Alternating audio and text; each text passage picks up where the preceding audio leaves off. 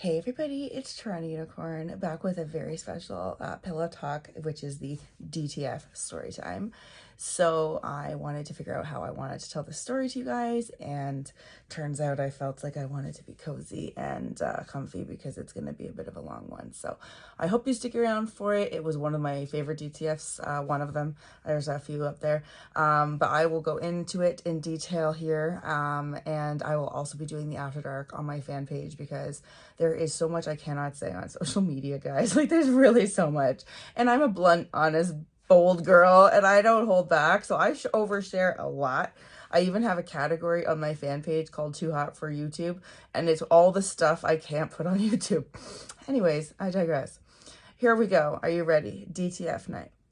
By the way, if a nibble pops out, I'm going to edit this very carefully so that it is not shown to you to traumatize you, okay? Because that's how strict we are playing with here.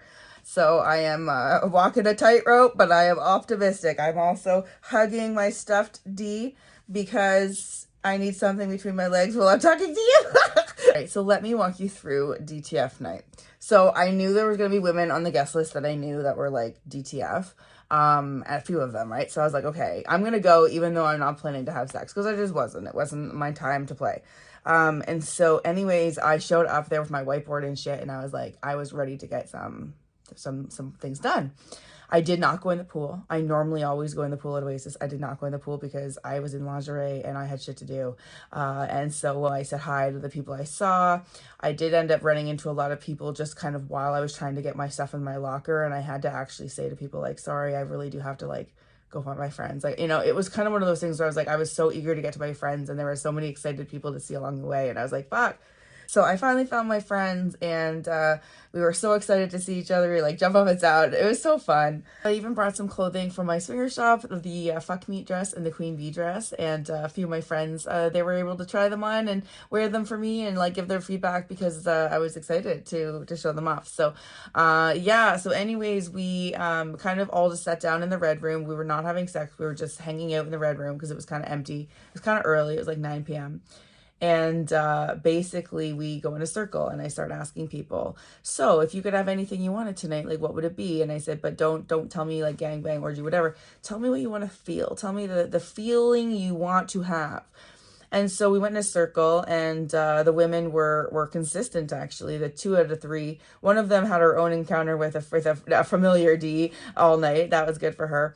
But then her 2 friends, Amelia and Amber, were open for me to match make for their dream fantasy of being basically treated and fucked like a goddess. So that I basically was trying to impose the idea on them of there's nothing too grandiose to ask for, okay? Like, just let your wildest imagination fly.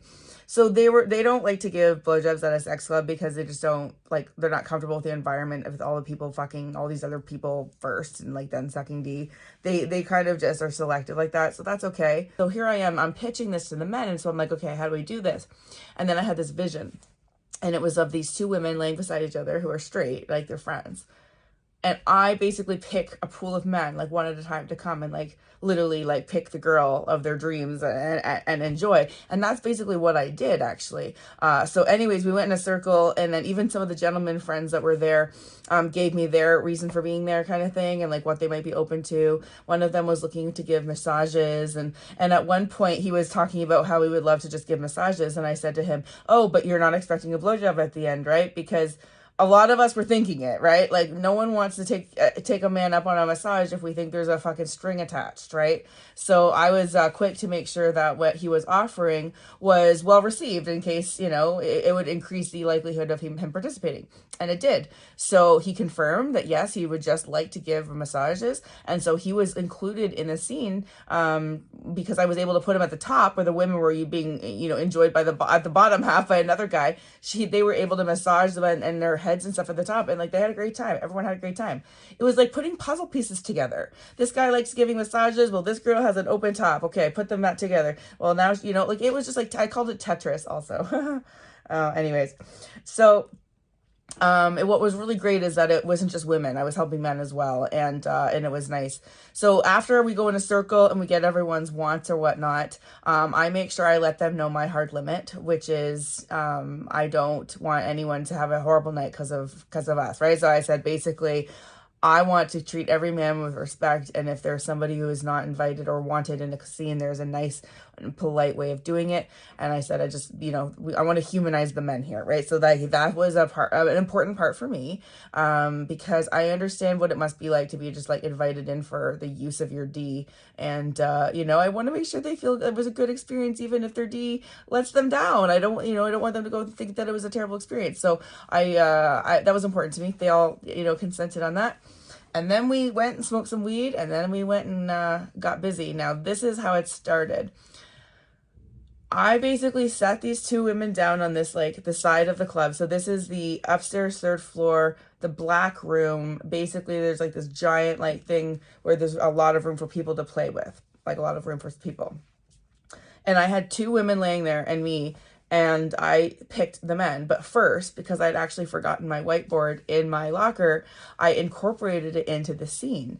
And so I basically said to the men, and I said to the women, I said, present. I want you to present your goddess body to these men so they get a taste or a look at what they're going to be able to enjoy. And so they looked a little nervous too, but I was like, goddess it up, And then I looked to the men, and at one point in the night, like, I'm just so easy to talk to a group of men. I literally was like, smells like testosterone in here, and like all the guys were like chuckling. So that was kind of like my comfort level with these men. So anyways, I look at the men and I was like, you can look, but you can't touch for 5 minutes while I go downstairs and get something. And I was like, admire, look, all you want, but they're just teasing for 5 minutes. And so I did. I don't know what happened in 5 minutes because I wasn't there. But I came back up. They were still just being appreciated. Like, they were literally just like laying like this, like showing them, as you would want to be admired kind of thing, which is like part of the fantasy because you're the goddess, right? And so then I basically started it off with a certain energy. So I was like, I want the most eager man to F my friend, because we're not looking for mediocre experiences. I said to the guys, even in the crowd, I said, I'm not here to hurt anyone's feelings, but I said, but we are looking for basically a solid line of hard erections. And so if you have trouble or you can't, if you need a moment, please step aside and let someone else like in. So I even said that because I was like, these women wanted a certain experience. So we got started. The most eager men put their hands up. Yes, I want to fuck her. I was like, good, you can come in, because we want eager men. Everybody wants fucking, you want to, not super eager, but eager, and then anyways, we went from there, and I would pick men, and I would say, like, don't fucking be wishy-washy. Do you want to fuck my friend or not? Like, don't fucking be like, maybe, then back up. And so I was kind of commanding the scene also as a goddess, like also like, this is my women goddesses I'm serving up for the night, respect me kind of thing. It was really fun. It was like role play for me, but it was really fun. And the night they just took so many D, like they took so many, we couldn't even count, one after another, didn't even like most of them didn't even stop to take a drink of water, like because they weren't sucking D or anything. They weren't even really that tired, I guess, because they were just being massaged up top while they're being like, penetrated down below. And like these guys are, I was there to enforce the condom use and stuff too. And we did have a few issues, as I mentioned in the vlog, where one guy took his condom off apparently and came on her, like the outside of her vagina, like without permission. That's not okay. Like the whole point of a condom is to not come on them. So I didn't know who it was, or I would have had to have had him kicked out, like legit kicked out. That's not okay. So I didn't know who he was. Luckily, the girl doesn't seem that bothered by it. So it is what it is. But I've also learned in this experience that I can't take accountability for the men. The women in the scene have to be the ultimate front line of consent and things like that, right? Because I'm only one person, and the men are the men. So there was even another guy who I was overhearing him just push the limits, and I was very clear up front, like no hand jobs, no blow jobs. Only kiss if she kisses you first. That's the rules. And he kept inching like, oh, well, can you at least like kiss my balls? And I was just like, okay, I'm not going to say anything until I get somewhere different. But then he's like, are you sure you don't want to suck my dick? And I immediately stepped in, and I was like, no renegotiating boundaries in the middle of a scene. He's like, sure. Like he was like, okay, no, he should never have fucking asked for a blowjob in the middle of the scene. And I hope he learned his lesson from that. He had a big dick, I'm just saying. Yeah, at one point I had to even ask my friend because I was like listening to her moans, and I had to say, and women take notice, it's hard to tell if it's a good moan or a bad moan sometimes, or like a sound. So if you are genuinely not enjoying sex, you have to say so, because sometimes what we make as normal sex sounds can sound like we're being hurt. Okay, for lack of a better word. So sometimes you have to be like, no, keep going, I like it, even though you're like tear, it hurts, like whatever. We have to know, because there was a lot of like hope that you're not pushing a limit. So yeah, so I learned that. What else? I included a man who was more senior in age, and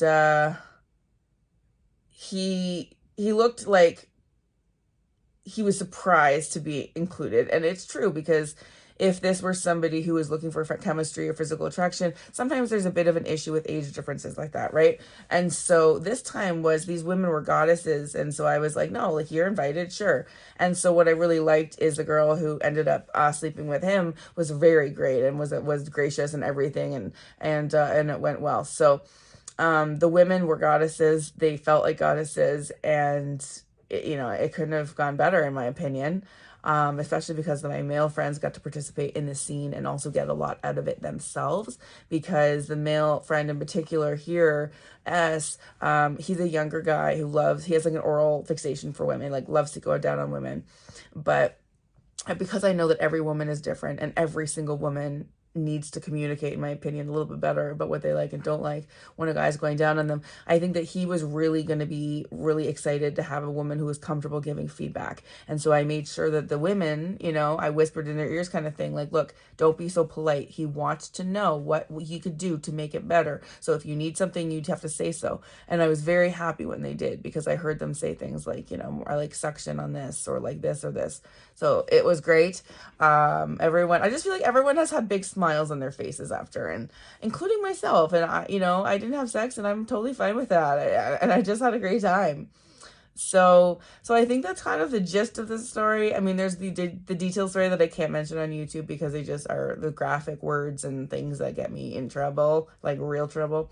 And so I want to go to my fan page now. I will possibly also let something peek out, but that's just, you gotta come see. Just saying. All right, I will see you on my fan page for the rest.